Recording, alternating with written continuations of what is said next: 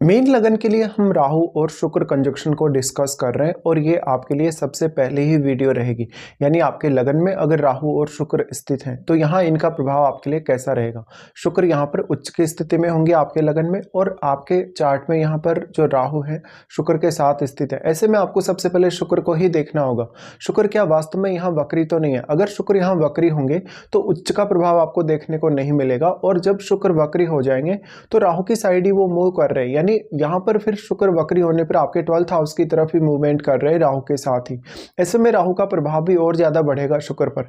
But शुक्र अगर सामान्य स्थिति में है या मार्गी स्थिति में ही राहु के साथ बैठे तब थोड़ा ज्यादा बेटर हो सकता है, क्योंकि शुक्र फिर आपके 2nd हाउस की तरफ मूव कर रहे हैं और वो कहीं ना कहीं आर्थिक स्थिति को लेकर भी फिर काफी ज्यादा जिम्मेदारी यहाँ लेने वाले हैं आपके लिए। आपके चार्ट में शुक्र वैसे 3रे घर के स्वामी और आपके 8वें घर के स्वामी हैं, तो इस प्रकार का राहु शुक्र का कंजक्शन आपका इंटेलिजेंस बहुत अच्छा बनाएगा, साथ ही साथ आपको छवि अच्छी देगा, इमेज बहुत अच्छी देगा या पर्सनैलिटी बहुत अच्छी देगा। इसके साथ साथ ये आपके रिलेशनशिप के हिसाब से उतनी बेटर स्थिति नहीं है, क्योंकि आपके मल्टीपल अफेयर्स या रिलेशनशिप हो सकते हैं ये कंजक्शन के लगन में होते हुए। बट वास्तव में आपके इंटेलिजेंस के तौर पे देखें, क्रिएटिविटी के तौर पे देखें तो ये कंजक्शन काफ़ी फेवर करेगा। अब यहाँ सबसे ज़्यादा इंपॉर्टेंट है आपके लिए आपके चार्ट में गुरु की प्लेसमेंट और आपके चार्ट में शनि की भी प्लेसमेंट, क्योंकि राहु शनिवत ही चलते हैं और अगर आपके जुपिटर का एस्पेक्ट लगन पे है तो ये कंजक्शन के जो भी नकारात्मक प्रभाव होंगे बहुत हद तक बैलेंस हो जाएंगे आपकी लाइफ में। पर वास्तव में जुपिटर का जो प्रभाव है कहीं ना कहीं अगर लगन पर है तो राहु फिर उतनी ज़्यादा अपनी नहीं चला सकता और गुरु के भाव में राहु का उतना ज़्यादा चलता भी नहीं है। लेकिन जब शुक्र साथ हो और अगर गुरु का दृष्टि नहीं है आपके लगन पे तब राहु अपना बहुत स्ट्रॉन्ग प्रभाव यहाँ डालेंगे शुक्र पर। अब आपके चार्ट में क्योंकि शुक्र 3रे घर को रिप्रेजेंट कर रहे हैं तो ऐसा राहु आपको काफ़ी नेचुरल टैलेंट देने का काम करता है। राहु शुक्र के इस कंजक्शन की वजह से आप काफ़ी मल्टीटास्किंग हो सकते हैं, बहुत ही ज़्यादा कहीं ना कहीं रिलेशनशिप को लेकर लेकिन आपकी लाइफ में इश्यूज हो सकते हैं, क्योंकि आपके 7वें भाव में केतु भी होंगे जिस वजह से आपको मैरिज पर विशेष ध्यान देना होगा।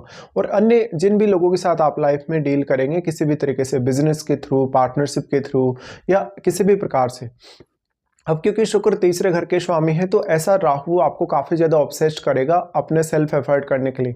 और अगर मान लो जुपिटर का प्लेसमेंट आपके चार्ट में बहुत अच्छा है या फिर जुपिटर का अगर लगन पर प्रभाव है तो इस केस में आप बहुत ज़्यादा अच्छे से कार्य कर पाएंगे अपनी लाइफ में और जो कुछ भी आप अचीव करना चाहते हैं वो कर पाएंगे। पर अगर शुक्र वक्री हो जाते हैं या तो फिर यहाँ कोई फायरी प्लैनेट इनके साथ बैठा होता है तब उस केस में आपकी दिक्कतें और भी ज़्यादा बढ़ने वाली हैं। वैसे अगर देखा जाए राहु और शुक्र के साथ अगर राहु या शुक्र का ही कोई मित्र ग्रह बैठेगा आपके यहाँ पर लगन में तो ज़्यादा अच्छा है। इसके साथ साथ फिर उन भावों को देखिए जिनका स्वामी होकर कोई भी ग्रह आपके लगन में आ गया, क्योंकि वो ग्रह अपनी क्वालिटीज़ को यहाँ डिपॉजिट कर रहा है और वो ग्रह कहीं ना कहीं राहु से काफ़ी मल्टीप्लाई भी होगा।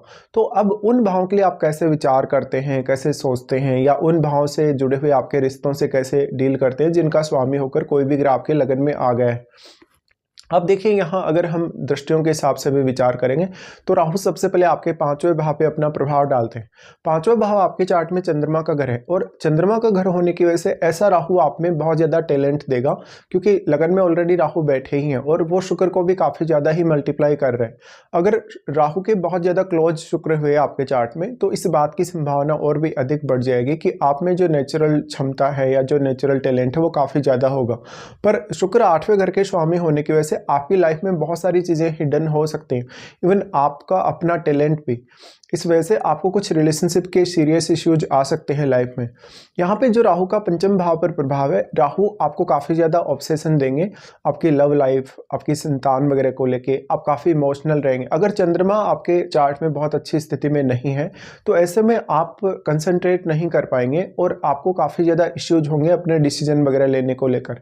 अब जो 5वें भाव में प्लैनेट बैठा है अगर वो राहु का मित्र ग्रह हो तब राहु का प्रभाव यहाँ पर आपको काफ़ी अच्छा देखने को मिलेगा। अदरवाइज अगर मान लो चंद्रमा भी आपके चार्ट में वेल प्लेस्ड नहीं है या फिर 5वें भाव में राहु का कोई मित्र ग्रह नहीं बैठा हो, उस केस में आपको अपना कंसंट्रेशन बनाने के लिए काफ़ी ज़्यादा मेहनत करनी पड़ेगी और आप लगभग बहुत सारे रिश्तों में अटैच से हो जाएंगे किसी भी दूसरे पर्सन के साथ। तो जो आपका अटैचमेंट है वो काफ़ी स्ट्रॉन्ग होगा और आप बहुत ज़्यादा इमोशनल भी होंगे।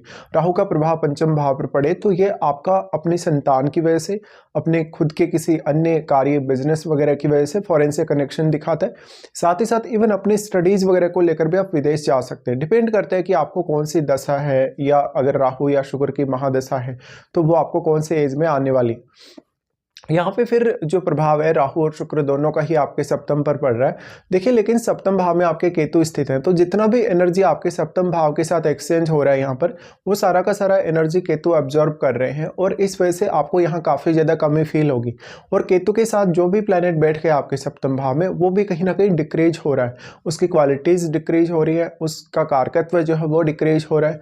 तो वो प्लैनेट आपके चार्ट में अब जिन जिन भावों का स्वामी होकर यहाँ आया, उन भावों से संबंधित फैसले लेना आपके लिए आसान नहीं होगा, उन भावों से डील करना भी आपके लिए उतना आसान नहीं होगा। इवन उन भावों से संबंधित आपके काफ़ी सारे गलत फैसले हो सकते हैं और उन रिश्तों के साथ डील करने में आपको काफ़ी परेशानी का सामना करना पड़ेगा। इसके साथ साथ उन भावों से रिलेटेड आपका कोई भी डिसीजन हो या आपका कोई भी इंपॉर्टेंट काम हो, तो आपको काफ़ी सोच विचार करना पड़ेगा। अब जो राहु है यहाँ पर हालांकि केतु पर अपना प्रभाव डाल रहे हैं, बट राहु और केतु के बीच में 180 डिग्री का एंगल है। इस एंगल के होते हुए एक सामान्य प्रभाव ही यहाँ पड़ेगा राहु का, जितना एंगल है उतना ही। बट शुक्र क्योंकि बहुत ज़्यादा मल्टीप्लाई हुए हैं राहु के साथ होते हुए, तो शुक्र यहाँ ज़्यादा प्रभाव डालने में सक्षम होंगे। बट सप्तम भाव में जितना भी एनर्जी जा रहा है किसी भी अन्य ग्रह का भी या राहु या शुक्र का भी, तो सारा का सारा एनर्जी यहाँ केतु एब्जॉर्ब कर ले रहे हैं। इस वजह से यहाँ आपको अपने सप्तम भाव से कोई बहुत होप नहीं रखनी चाहिए। इवन आपको अपने मैरिड लाइफ में जो आपका पार्टनर है उससे भी कोई बहुत बड़ी अपेक्षा नहीं करनी चाहिए। आपका हो सकता है यहाँ पर सेपरेशन होना या पार्टनर के साथ शुरुआत में बहुत ज़्यादा अटैचमेंट होने की संभावना होगी, बाद में एकदम से आप डिटेच से हो जाएंगे। तो यहाँ पर आप अपने पार्टनर में बहुत सारी कमियां निकालना शुरू कर देंगे, या हो सकता है बाद में पार्टनर आपको उतना ज़्यादा पसंद ना आए। तो मैरिज को लेकर यहाँ पर काफ़ी ज़्यादा सीरियस रिस्क रह सकता है। और अगर मान लो आपके चार्ट में सप्तम भाव में या आपके लगन में कोई फायरी ग्रह बैठा है, जैसे अगर सूर्य बैठे हैं, इवन अगर मंगल बैठे हैं, तब आपके लिए और भी ज़्यादा रिस्क बन जाएगा ये प्लेसमेंट। फिर राहु का प्रभाव यहाँ पे होगा आपके नवम भाव पे। देखिए राहु का प्रभाव नवम भाव पे है, तो ऐसा राहु आपको विदेशी संस्कृतियों या विदेशी धर्मों की तरफ काफ़ी ज़्यादा आकर्षित करता है। आपको इवन उनका ज्ञान प्राप्त करने के लिए भी काफ़ी ज़्यादा प्रेरित करेगा। साथ साथ में ऐसा राहु हालांकि आपको हायर स्टडीज़ में काफ़ी सपोर्ट करेगा, लंबी दूरी की यात्राओं में काफ़ी ज़्यादा सपोर्ट करेगा। इसके साथ साथ जो भी आप ट्रेवल करेंगे उसमें कहीं ना कहीं किसी अदर कंट्री या अदर स्टेट में ट्रेवल की चाहत आपकी बहुत ज़्यादा रहेगी। साथ साथ में अगर आपके नवम भाव में राहु का कोई मित्र ग्रह बैठा हो, तो राहु आपको काफी ज्यादा लक से भी सहायता दिला सकते हैं। अब यहाँ जुपिटर की प्लेसमेंट बहुत ही ज्यादा इंपॉर्टेंट हो जाती है, क्योंकि ऐसा राहु कहीं ना कहीं आपके कैरियर को या आपके नेम फेम को या आपके ओवरऑल लाइफ को काफी प्रभावित करने वाला है। ऐसे में अगर जुपिटर आपके चार्ट में बहुत स्ट्रांगली नहीं बैठे हैं, तो आपको कैरियर वाइज बहुत ज्यादा अनसर्टेनिटी का सामना करना पड़ेगा और आपकी अपेक्षाएं हमेशा बहुत ज्यादा होंगी और आप काफी अव्यवहारिक तरीके से सोचेंगे अपने हर मैटर में। इस वजह से आपके सामने काफी सारी दुविधाएं आएंगी, काफी सारी ऐसी समस्याएं आएंगी जहां पर आप निर्णय ले पा रहे लेकिन आपका काम नहीं बन पा रहा। तो इस तरीके से आपको विचार करना होगा राहु और शुक्र का कंजक्शन आपके यहाँ लगन में होते हुए।